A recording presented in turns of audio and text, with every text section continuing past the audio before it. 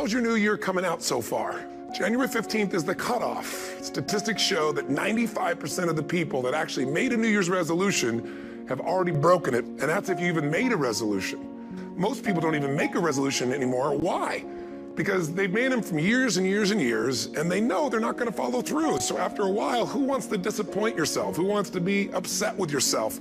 You know, what is it that makes us even wanna make a resolution? I mean, it's an interesting question. Why is it at the beginning of a year we have this tradition, but it goes beyond tradition. It's something inside of us that makes us want to make things better. And I think part of it is the calendar gives us this idea that we can have a fresh start, that we can start from fresh and have this great victory. There's no denying that inside of you, the only thing that's going to make you happy in the year ahead and the decades ahead is going to be having you have an experience where on a regular basis, you feel like your life is making progress. If there's one thing I teach, and I want to remind you of it, it's really simple. Getting things is not going to make you happy. That's good news in a tough economy. It's a good reminder. You know, it doesn't matter what you get. Doesn't matter whether it be money or opportunity. All those things might excite you for the moment. You know, even a relationship, as magnificent it may be, might be exciting for a while. But if you don't keep growing, that relationship isn't going to stay exciting. So the secret to real happiness is progress. Progress equals happiness, and if we can make progress on a regular basis, we feel alive. And that's why at the beginning of the year, we get this thing like, okay, I can have this fresh start. I could really do what my soul desires. I could expand, I could grow, I could improve, I could change. Or maybe better than change, I could progress. The economy is gonna change no matter what you want it to do. The weather is gonna change, relationships are gonna change. Everything in life is always changing. We don't have to work on change. Change is automatic, but progress is not. So if you want to make real progress, then you really got to look at your life in a different way. You got to say, I got to take control of this process and not just hope it's going to work out like people do who make a resolution. Now, ultimately, what is this really about? Ultimately, if you're going to have lasting change in anything, you're really talking about just raising your standards. I mean, I always tell people, if you want to know how to change your life, I give it to you in 3 words, boring as it sounds: raise your standards. And what does that mean? Lasting change is different than a goal. You don't always get your goals, but you always get your standards. Everybody in life gets their musts. They don't get their shoulds. Most people have a list of shoulds, don't they? Don't you have a list of the shoulds, things you should do, you should follow through on? I should lose some weight, I should work out more, I should make more calls, I should respond more rapidly to my email, whatever, you know? I should get into the office earlier. I should be, more confident. Whatever your should list is, people love to have their should list be met, but it's kind of like New Year's resolutions. If it does, it's really exciting, but if it doesn't, which is most of the time, it's a little disappointing, but you kind of know it's not going to happen. But when you decide something is a must for you, an absolute must, when you cut off any possible, you say, I'm going to find the way, or I'm going to make the way. Human beings, when they resolve things, when they make a real resolution inside themselves, which is they raise the standard and they make it a must, they find the way. Think about it in your own life. Haven't you had some area of your life where you raise your standard and your life has never been the same? Maybe at one time in your life you smoked cigarettes, or you did something and you did it for years and you kept trying to change it and kept telling yourself, I should. And then one day something happened. Something just clicked you over. Something took you over that kind of tipping point. And inside yourself, you said, no more. And it was a very, very different experience, wasn't it? Something inside of you shifted. And what was a should became a must, and you've never gone back. Because somewhere when we make this click, when we make something a must, we attach ourselves to it. It becomes part of our identity.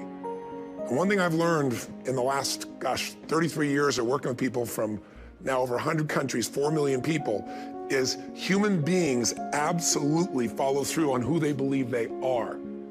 If you said to me, well, I'm really gonna work hard to stop smoking, but I've been a smoker my whole life and I am a smoker.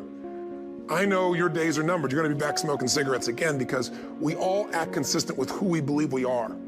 I tell people the strongest force in the whole human personality is this need to stay consistent with how we define ourselves. Very often people say, well, I can't do that. I'm not that kind of person. And I always say to people, really, when did you define yourself? I mean, really, how many years ago did you come up with what you could and couldn't do in your life? How many years ago?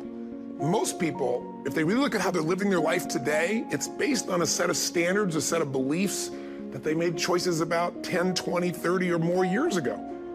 I mean, very often we made decisions in our youth or very young about what to believe, about what we were capable of, about who we are as a person, and that becomes the glass ceiling, if you will, that controls us.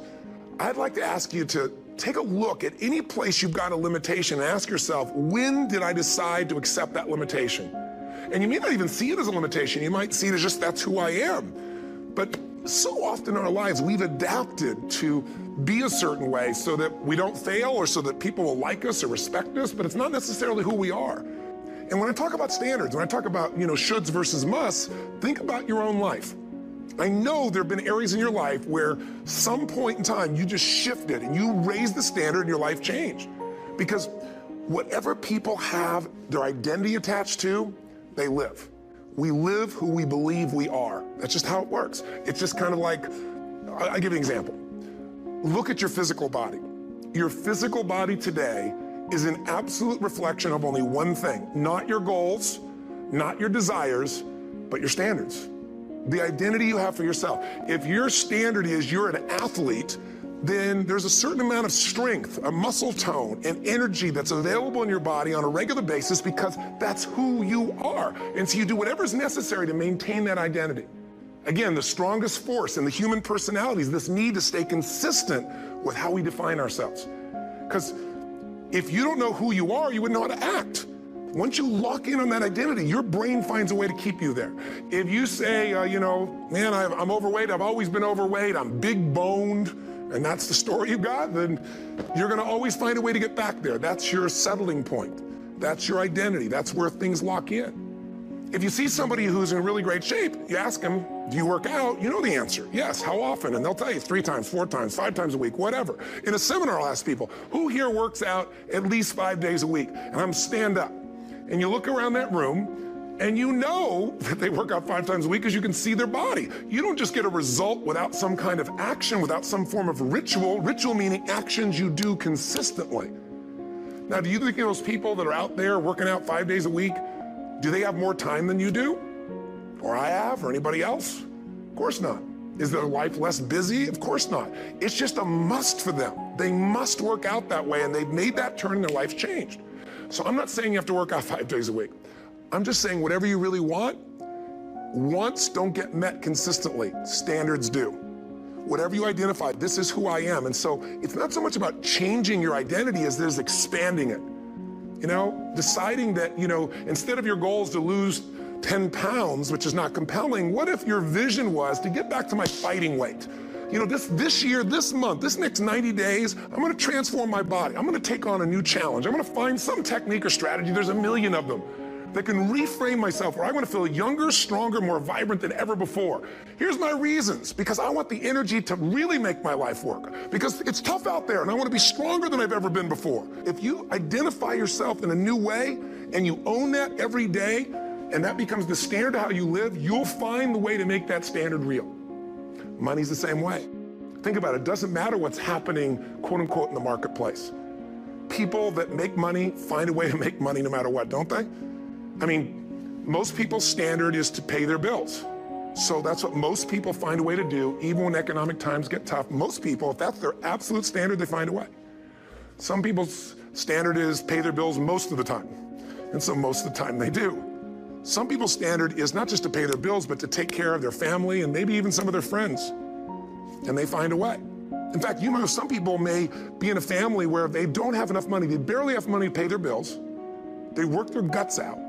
And then somebody, their mother, their father, somebody else, their sister gets ill, and there's not enough money to take care of it. Nobody else has money in the family. They don't either, but they find a way to get that money to take care of their mother or father, don't they? And pay their bills. They never could do it before. Why? The situation made them raise their own standard. And not everybody does that. Somebody else in the family might have money and still not take care of their mother. It all comes down to the inner game, my friends. Changing your life is a change in the inner game. The outside world you can't control, but you have absolute control over this one if you learn the dynamics of what shapes you. And identity is one of those simple, clear, fundamental basics that if you start to shift it, everything else will shift in your life as well. I'm just simply saying to you, take those 3 magic words and live them. Raise your standard. And if you really want to do it, then I'll tell you the most important secret. Have you ever done this? Have you ever told yourself you're raising your standard? Okay, I'm gonna go make this happen. I'm gonna go make this much money. I'm gonna transform my kids. I'm gonna create the ultimate relationship in my life. I'm gonna transform my body, whatever it is. And then you don't have strong enough reasons and you don't use it. You don't follow through. It's because you didn't back up your standards with what makes those standards real, and that's rituals. Rituals are where the power is. Little things you do each day that after you do them, you get so much momentum that it's easy to succeed. You're not overwhelmed. You have these victory day after day after day on little things. Rituals define us. See, all the results in your life are coming from your rituals. They start with a standard and then have rituals that follow it up. Like, for example, if you are where you want to be physically, you have very different rituals than if you're not where you want to be physically. If you're overweight, you and I both know you got a different ritual than if you're physically fit. Completely different. Whenever I study people that are successful, what I look for is what's the standard they hold themselves to, and then what are all those little rituals that add up? Because think about it. Success and failure are not giant events. They don't just show up. You don't just suddenly become successful or suddenly have this cataclysmic event that makes you fail. It may look that way, but failure comes from all the little things. It's failure to make the call. It's failure to check the books. It's failure to say, I'm sorry. It's failure to push yourself to do things physically that you don't want to do. And all those little failures day after day come together until one day some cataclysmic event happens and you blame that. That event happened because you missed all the little stuff. And success, by the way, is not some overnight event. It's all these little things. Success is having a vision. Success is making it compelling. Success is really seeing it and feeling it every day with strong enough reasons. Success is feeling the sense that I'm here to grow and I'm here to give something to the world more than just myself. Success is caring about other people. Success is calling and saying, I love you in the middle of the day for no damn reason. Or sending a note. That'll change your relationship. Have a ritual of something funny, playful, or a surprise you do. How many relationships are dead today because they have no surprise rituals anymore? All the little stuff. That's where success comes from. If you look at somebody who's really successful and you think, wow, I mean, they're so amazing, they're such a genius, you gotta dig underneath and you gotta remember something. People are rewarded in public for what they've practiced for years in private. Myself and my business people say, how do you get up and speak and you have no notes and you go for 3 days and nights and the room is like, everybody's wired and it's incredible, it's like a rock concert. How do you do that? How do you have that confidence? Well, you know, it's not confidence, it's experience now. But I did so much behind the scenes and I still do to make things right. I mean, how many people would know that since the time I was 17 years old, before I walk out on stage, still do to this day, wouldn't need to do it, but I still do it, I never walk out there without being in an absolute peak state of mind. You know, there are days my back is hurting, my throat is hurting, or I may have had a challenge, or my father passed away, and I've still got to deliver for these people because my standard is give my all every time. Every event has to be better. Before I get on stage each time, I have this little ritual to put myself in a state of mind, a ritual to go into peak state. Peak states don't just show up, they don't interrupt you. Great ideas don't interrupt you, you gotta pursue them. I talked to Michael Jordan, I'll never forget, at the peak of his career, and got to watch his final game, saw him backstage and spent some time with him, and it was a pretty exciting time. He was the greatest basketball player I think that ever lived and has ever lived. And I asked him, I said, you know, what sets you apart, Michael? You know, what is it? And is it God-given talent, ability, skill, what is it? And he said, Tony, you know, he said, I can shoot you straight, and you know it's not, you know, me trying to act humble. He goes, I have a lot of talent, a lot of God-given talent, a lot of skill. I've worked really hard, but he said, really, it's my standards. He said, every day I demand more from myself than anybody else could humanly expect. I'm not competing with somebody else, I'm competing with what I'm capable of. Magic formula. Because most of us lower our standards, why? Because who you spend time with, my friends, is who you become. One of the biggest reasons I started going to seminars when I was like 17 is I had nobody around me as a great role model. I could read about somebody, but being around people, being in that environment was very different. Finding a way to go to work with someone who lived that standard of life was very different. You get around people with low standards and you don't have to change your life. All you have to do is find somebody with a lower standard and you'll feel good about yourself. But if you feel that good feeling, it's an illusion. The only thing that's gonna make you happy, my friend, and this year or any other, is to step up.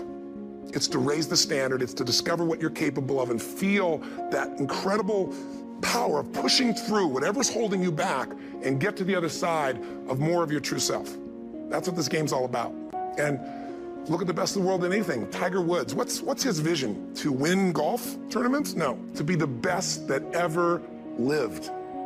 That's his goal, that's his vision. But here's what's interesting, he backs it up with rituals. If you just have a vision and you don't have the rituals, stop lying to yourself. His rituals are, he started doing things nobody did before. He went and started lifting weights. Golfers lifting weights? No way. You know, you look at somebody like Michael Phelps, the 2008 swimmer, won 7, only 2 people, I think, in history, if I remember correctly, that have gotten 7 gold medals in one session. And here's a guy, he's got number 6 under his belt, and he's exhausted, and he's going in for that final swim. I'm sure you remember. And how does the guy win?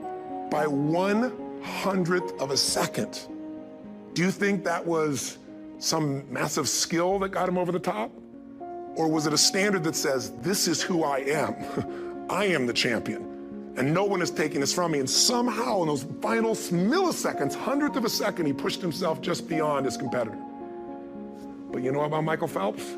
What allowed him to be able to push beyond that moment is his rituals. Go study the guy. Most people who swim have these unbelievable workouts. He does 2 and 3 of those workout sessions a day. All the other swimmers in the beginning thought he was insane. You're gonna overtrain, you can't do that, it's not physically possible. But he had a standard and the rituals to back it up. So don't let this year be like last. And if last year was great, still don't let it be that way. Raise the standard. If your life is perfect and extraordinary, you darn well know you're not gonna be happy unless you keep making it better.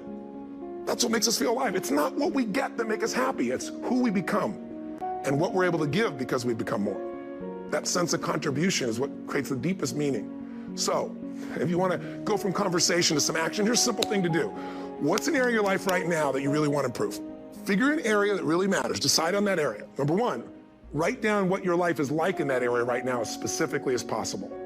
So you might say, well, I'm 13.5 pounds overweight, whatever the weight is, whatever the situation is, or my body fat's like this, or I wake up exhausted in the morning, and you write the truth of where you are right now. So you're real clear. Just write the truth of where you are. The area you want to change, but write how it is. And then the second step is, this is where you got to be really honest with yourself. What are the rituals that have put me there? Because whatever results you're getting, even if you don't like the results, there's some rituals that are keeping you in that place. There's some rituals of what you eat or don't eat, how you move or don't move, how you sleep or don't sleep. There's some rituals in the lack of variety or spice or energy or focus in an area. There's something you're doing, and it's usually not one thing, it's a bunch of little things that you kind of do consistently whenever you think about getting in a relationship, whenever you think about working out, whenever you think about money. You get yourself in a state of overwhelm. You start thinking about all the things you can't control. Just write down all the rituals you have, and then here's the third step. What do you want? What's your vision? And be really specific. I want to be my fighting weight. I want to be the strongest I've ever felt. I'm going to turn my, whatever it is, be specific. And then, last step, number 4, what are the rituals that'll get you there? What would you need to do differently each morning if you're going to be that kind of energy, that kind of strength? How often would you work out? What days would you work out? What time? A ritual is something you do consistently, usually at a specific time, so it becomes automatic. Let me tell you something.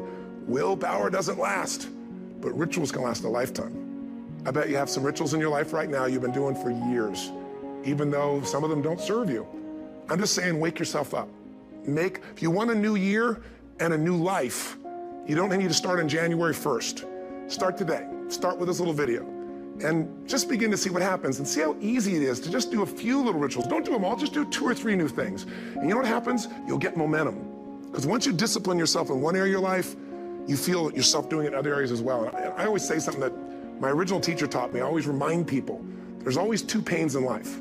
There's the pain of discipline, or there's the pain of regret. And discipline weighs ounces, as my friend Jim Rohn taught me. Regret weighs tons. You don't want to have regret. So right now, what do you want to change? What's it really like? What are the rituals that got you there? That'll take a little homework. If you're not sure, ask the people around you. They'll tell you what your rituals are. What do I really want in depth? What are the rituals that'll get me there? And then get yourself to start a few of those actions and lock them in place. If you make the changes in yourself, you're going to be proud this year, and no amount of money or accolades from other people can mirror the feeling of being proud of knowing you've taken back control of your life, or you've taken a great life to another level. Because once you do that, you have something you can give other people, whether it be your kids or your friends or your family, and ultimately that's what life's about.